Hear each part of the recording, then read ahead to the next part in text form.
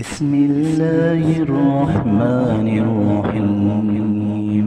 لا أقسم بيوم القيامة ولا أقسم بالنفس اللوامة. أيحسب الإنسان أن لن نجمع عظامه بلى قادرين على أن نسوي بنانه.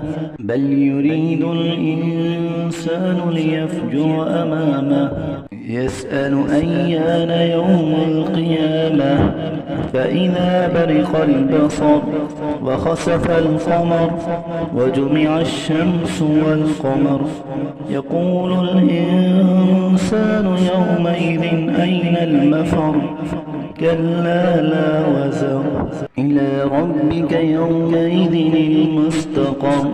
ينبأ الإنسان يومئذ بما قدم وأخر.